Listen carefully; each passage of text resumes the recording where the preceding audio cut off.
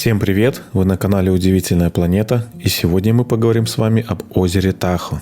Озеро Тахо – одно из знаменитых природных достопримечательностей Соединенных Штатов Америки.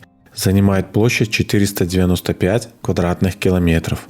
Солнце здесь светит почти 300 дней в году, а окружающее озеро горы Сьерра-Невада делают это место одним из самых живописных в течение всего года. Второе по глубине озеро Соединенных Штатов Америки и 10-е в мире. Тахо знаменита глубинами до 51 метра и средней глубиной 305 метров.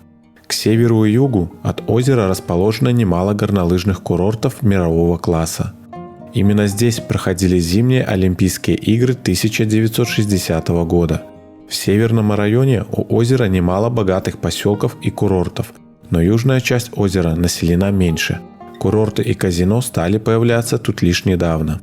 Восточная часть берега практически безлюдна, но в западной части на берегу озера расположено много отелей и ресторанов более скромного уровня, куда приезжают туристы, желающие не только насладиться едой, но и полюбоваться чудесными видами. Пожалуй, лучший способ посмотреть пейзажи – посетить Эмералд Бэй, одно из наиболее часто фотографируемых мест Соединенных Штатов.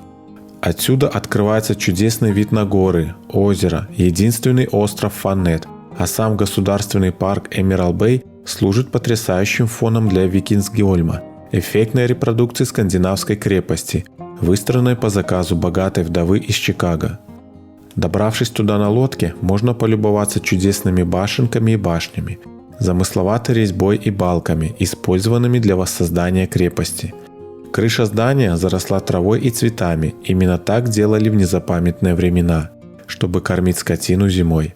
Многие из предметов мебели, которые миссис Найт пожелала приобрести для Викингсгольма, обладали такой исторической значимостью для правительства Норвегии и Швеции, что ей не удалось получить разрешение на вывоз, так что она заказала копии.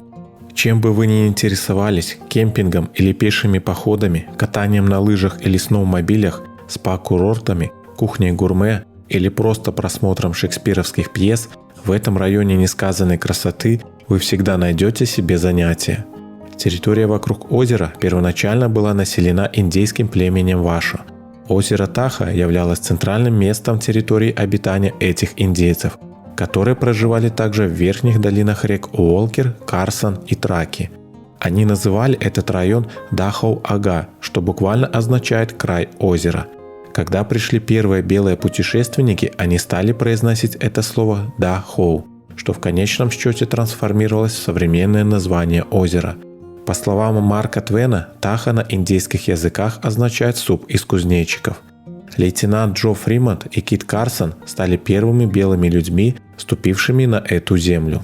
14 февраля 1844 года Фримонт впервые увидел озеро с высоты вершины Ред-Лейк, когда искал реку Бон-Авентура. Придя в форт, он назвал это озеро Бон-План в честь французского исследователя и ботаника Эме Жака Александра Бонплана. Джон Колхун Джонсон, исследователь хребта Сьерра-Невада, был первым белым человеком, увидевшим залив Микс с высоты горы над озером, и назвал его Лейк Биглер в честь губернатора Калифорнии Джона Биглера.